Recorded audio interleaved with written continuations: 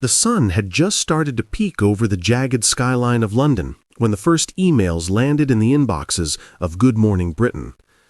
The morning team, still rubbing sleep from their eyes, barely had time to sip their steaming mugs of coffee before the notifications began pinging like a relentless drumbeat. Social media was ablaze, and the newsroom phones wouldn't stop ringing. Furious complaints, viral outrage, and a swarm of hashtags had erupted overnight. At the heart of the storm was a report that had aired just hours earlier. It was meant to be a human interest segment, a deep dive into the lives of migrants attempting to rebuild their lives in the UK. Instead, it had ignited a wildfire of anger. The anchor, Victoria Haynes, sat rigidly in her chair, a carefully practiced smile plastered across her face. "Morning, Britain," she said mechanically, her voice betraying none of the chaos that had erupted behind the scenes. But inside, her mind was racing.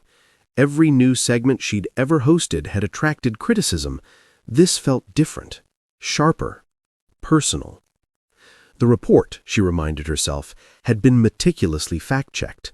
It followed 3 migrant families as they navigated the labyrinth of bureaucracy, language barriers, and cultural shock. There was Malik, a father of 2 who had fled Syria, his eyes haunted yet resolute.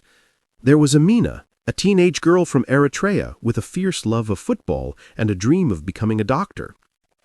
And there was the Osei family, recently arrived from Ghana, struggling to adjust to the cold drizzle and relentless pace of London life. The production team had intended the story to humanize these journeys, to put faces and stories behind the often faceless statistics. Yet the backlash suggested that, in some corners of the nation, the narrative had landed very differently. "It's propaganda," a tweet read, glowing ominously on Victoria's tablet. "Taxpayers don't want their money wasted on freeloaders," another shouted.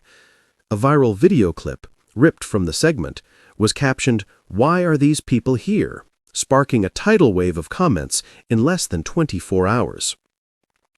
Victoria's producer, Daniel Reed, appeared at her side, his expression a mix of worry and disbelief. "We're trending globally, not in a good way. The complaints team says they've received over 5,000 emails since 6 a.m. She swallowed hard. 5,000. That was just the start.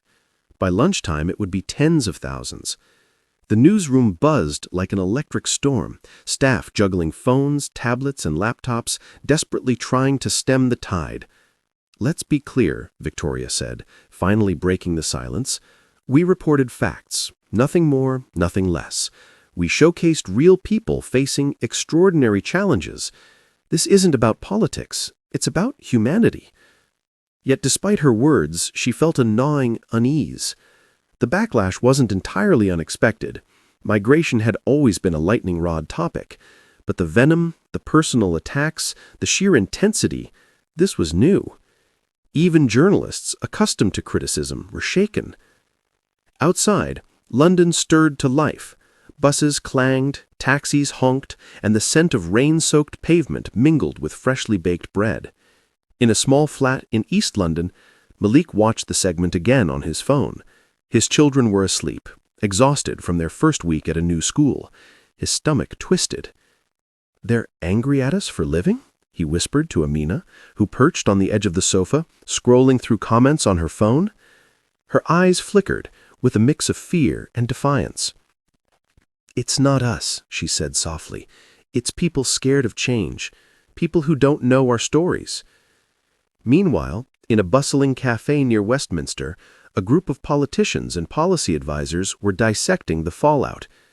"We need a response," one minister said, his fingers drumming impatiently on the polished oak table. "The problem isn't just the report, it's the perception. We need to control the narrative, show that these are legal migrants contributing to society." Back at the studio, Victoria and Daniel debated the next steps. Do we address it on air, or do we let it die down? She hesitated. If we address it, we risk feeding the fire, but if we stay silent, it feels like we're caving. Her eyes scanned the trending hashtags. Hashtag GMB fail. Hashtag stop illegal migration. Hashtag wake up Britain. Each one a tiny barb, piercing the morning calm. "We need perspective," she finally said. "We need the voices that matter to the story, the families themselves." The team scrambled to coordinate interviews. Malik, Amina, and the Osei family were nervous but willing. They understood that this wasn't just about their story. It was about truth, representation, and standing up in the face of overwhelming criticism. When they went live that afternoon, the atmosphere was tense. Victoria introduced the segment with measured calm. Malik spoke first, his voice steady but tinged with exhaustion. "We didn't come here to take anything from anyone. We came to rebuild our lives, to contribute, to be part of this community." Amina, sitting beside him, added, "I want to become a doctor. I want to help people. Isn't that what everyone wants? A chance to live a meaningful life?" The Osei family shared their story of navigating new schools, learning a new language, and finding small joys in the city's parks and libraries. They laughed softly when recounting their first attempts at fish and chips and the shock of London rain. As the segment ended, the response was immediate. While some criticism persisted online, a wave of support surged just as fast. People praised the courage of the families, the empathy of the report, and the courage of the news team to let real voices speak. Victoria exhaled, the tension in her shoulders easing slightly. Daniel leaned over, a rare smile breaking through his worry. That was powerful.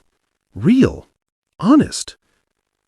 Malik, Amina, and the Osei family returned home that evening, exhausted but buoyed by the small victories. Outside, the city hummed on, indifferent yet endlessly vibrant. They knew the road ahead would be challenging, that prejudice and fear still lingered in corners of the world, but for one afternoon, truth had cut through the noise. For one afternoon, their voices had mattered. Later in the quiet of the now calm newsroom, Victoria reflected on the day.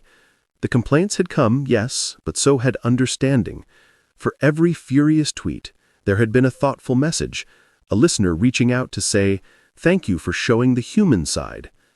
And perhaps, she thought, that was the purpose of journalism, to spark conversation, to challenge assumptions, and sometimes to weather the storm, knowing that the truth could shine even through outrage. As night fell over London, the lights of the city twinkled like distant stars, indifferent yet steadfast. Somewhere in a quiet flat, Malik tucked his children into bed and for the first time in a long while felt a glimmer of hope. Somewhere else, Amina dreamed of a future where fear didn't dictate destiny. And somewhere else, Victoria Haynes, still at the desk, knew that the morning would come again, and with it, another chance to tell the stories that mattered. In a world where outrage can travel faster than truth, sometimes the bravest act was simply to let real voices be heard.